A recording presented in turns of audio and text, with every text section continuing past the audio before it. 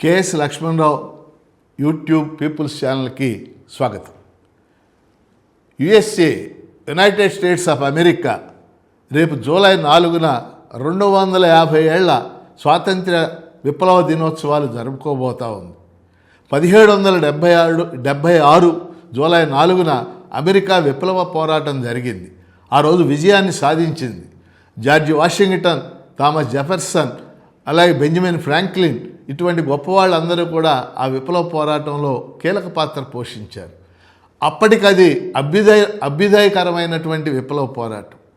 అయితే ఆ విప్లవ పోరాటానికి ముందు అమెరికా చరిత్రలో ఏం జరిగింది, అక్కడ నేటివ్స్ ఉండేవాళ్ళు, ఇండిజీనియస్ పీపుల్ ఉండేవాళ్ళు, వాళ్ళు ఏమైపోయారు, వాళ్ళ ప్లేస్లోకి ఈ బ్రిటిషర్స్ తదితర యూరోపియన్స్ ఎలా వచ్చారు, ఈ అలాగే వాళ్ళు కాలనీస్గా స్థిరపడ్డాక వాళ్ళు ఎందుకు తిరుగుబాటు చేయాల్సి వచ్చింది తమ మాతృదేశం మీదే, అది ఫైనల్గా అమెరికా విప్లవానికి ఎలా దారితీసింది మొదలైన అంశాలని ఈ సందర్భంగా వివరించడానికి నందన ఈ స్టూడియోలో ఉన్నారు.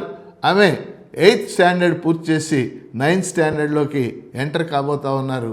నందన ఆ విషయాలను మీకు వివరిస్తారు. This July 4th, America is celebrating their 250th anniversary from when they declared independence from England.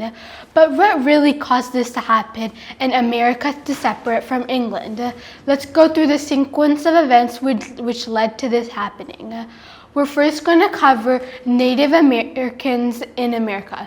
These people were also known as Red Indians, and they were the indigenous people who first lived in this land before other countries from Europe started to colonize and create colonies in these places. Some of the main tribes which lived here were the Iroquois Confederacy, the Wampanoag, and the Cherokee tribes. Before American or other countries' colonization, there were over 1,000 of these tribes separate from another, which would trade with one another, but were their own separate people. Something important to keep in mind is that before England started to colonize America, lots of other countries such as Spain, Portugal, and France started to colonize other areas. Now let's get into the first attempt of England to creating a colony in America. This took place on 1587, but this happened when Governor John White led a new group of 118 settlers, including families and women, and his pregnant daughter, Eleanor Dove, to establish the city of Raleigh in Virginia, near the Chesapeake Bay.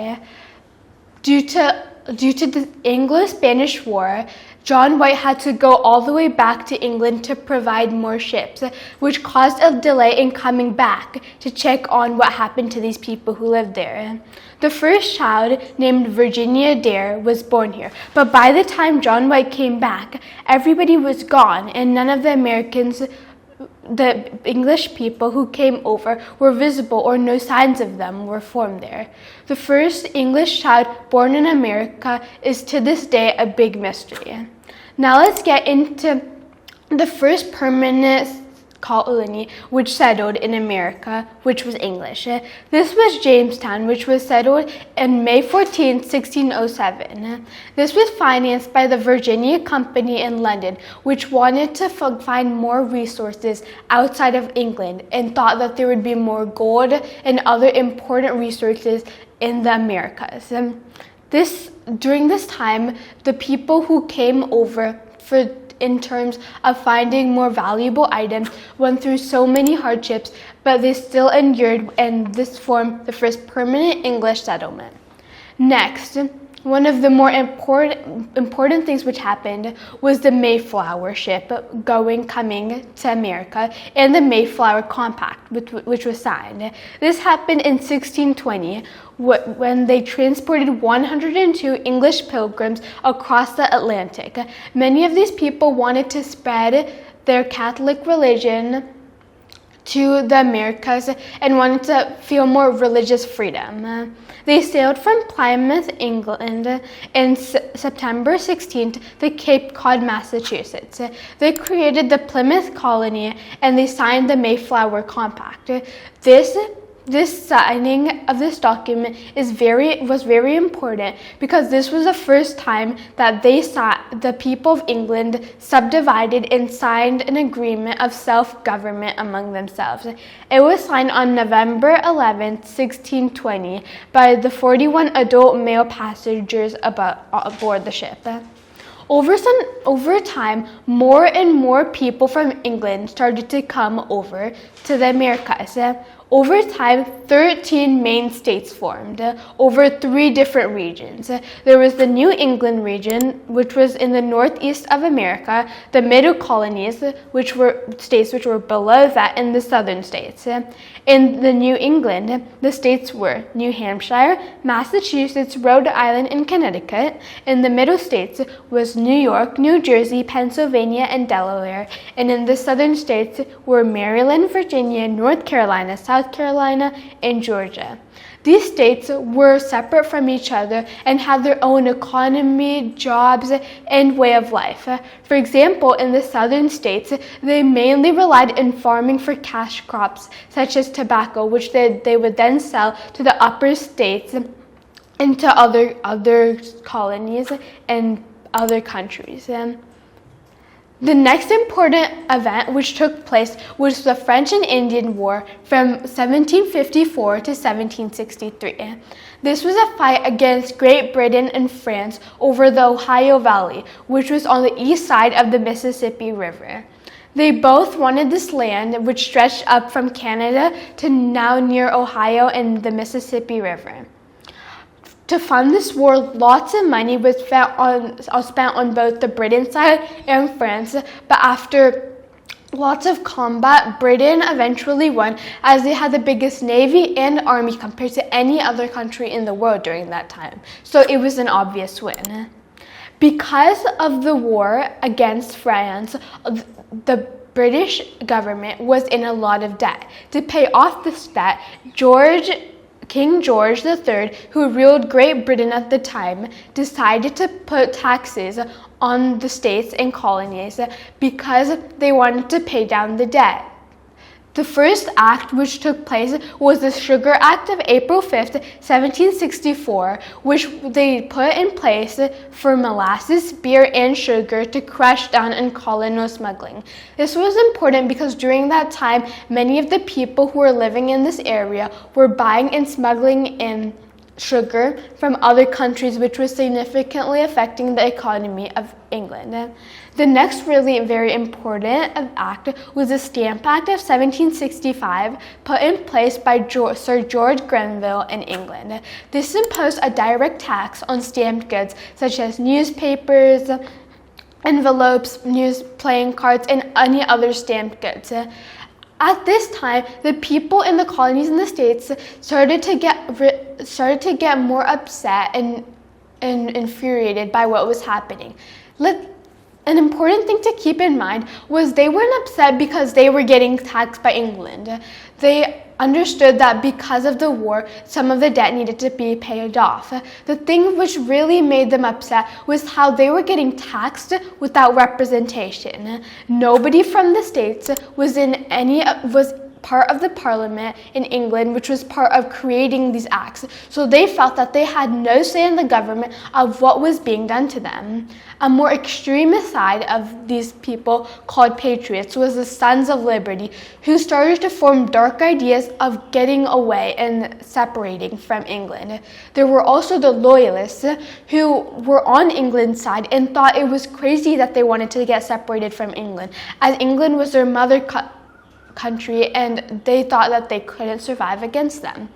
The next more important act was the Townshend Act of 1767, which was on imported goods such as glass, lead, paint, and paper. After this, boycotts took place, and this act was repealed except for the tax on tea. The next important event which took place was the Boston Massacre on March 5th, 1770.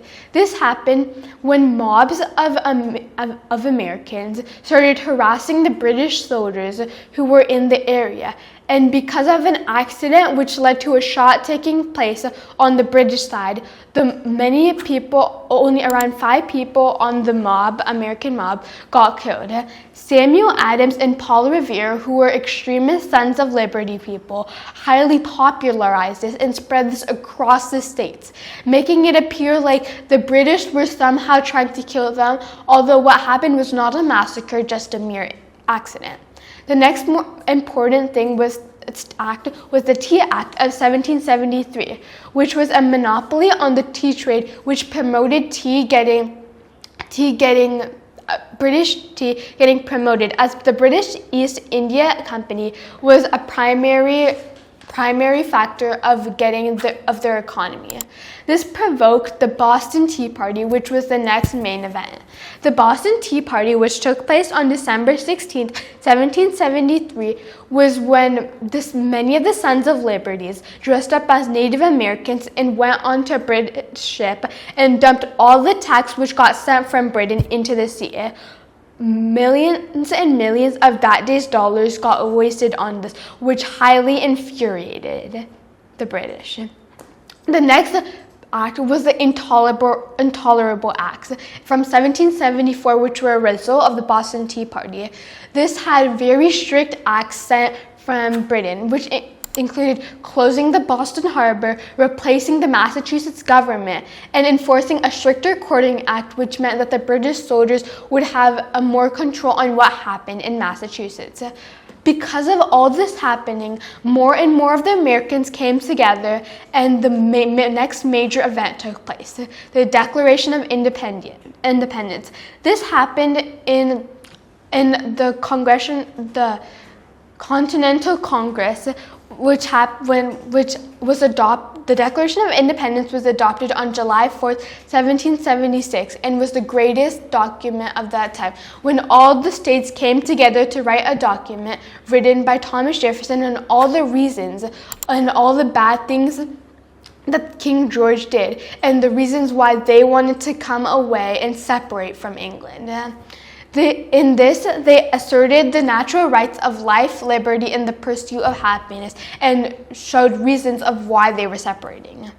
The next thing which happened was the Revolutionary War, which was starting to get started against New England, against the Britain, and America.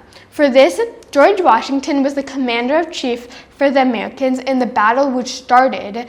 It was the Lexington and Concord, which was on April 19th, 1775, and this whole war ended when they signed the Treaty of Paris on September 3rd, 1783.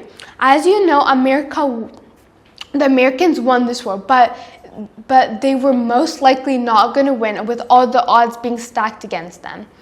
Many of the main battles which took place was the Battle of Bunker Hill, the Battle of Long Island, the Battle of Trenton and Princeton, they had surprise counterattacks, which really led the Americans to start having a better shot at winning, the Battle of Saratoga and the Battle of Cowpens. Something very important to keep in mind was that the Americans, the reason that they won wasn't because they had a lot of weapons. It wasn't because they had a big army. It was because they had a huge amount of determination, and they had good strategical leadership. This was very important because during the time, as I said before, Britain had the biggest navy, had the biggest army. So it had a very good shot at winning. But because of all of the morale from the Americans won. Winning the Revolutionary War really paves the way of the next events which are going to take place, such as the Civil War and the America as a whole coming together. Thank you.